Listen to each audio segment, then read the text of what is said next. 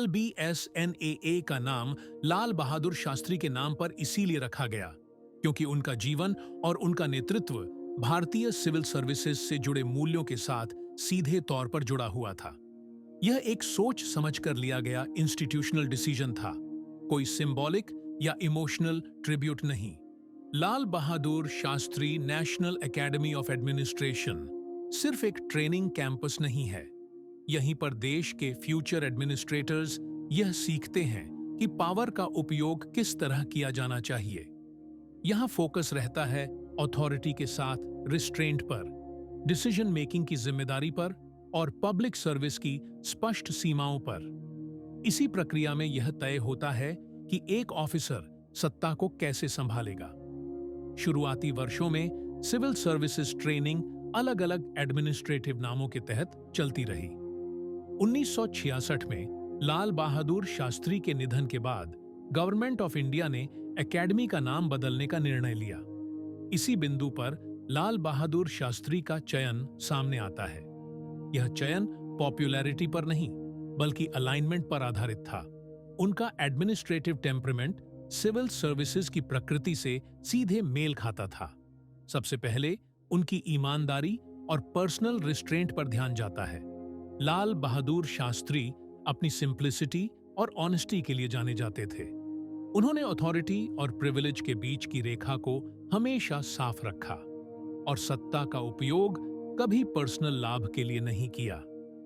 Civil services में यही qualities foundational मानी जाती हैं।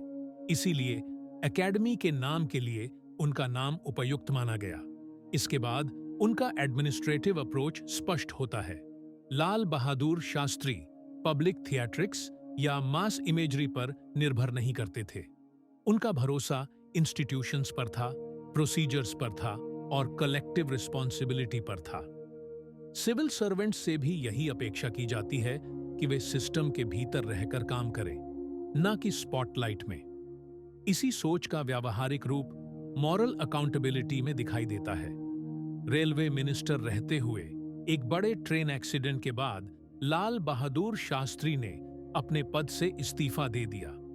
यह निर्णय पर्सनल फॉल्ट के आधार पर नहीं था बल्कि मॉरल रिस्पॉन्सिबिलिटी के आधार पर था। गवर्नेंस में यह सिद्धांत केंद्रीय माना जाता है। इसी कारण एकेडमी का नाम किसी और के नाम पर नहीं रखा गया। सिविल सर्विसेज का कार्य हीरोइज्म या कॉन्फ्रंटेशन से जुड़ा नहीं होता। उनका कार्य होता है कंटिन्यूटी बनाए रखना, स्टेबिलिटी सुनिश्चित करना और रूल बेस्ड गवर्नेंस लागू करना।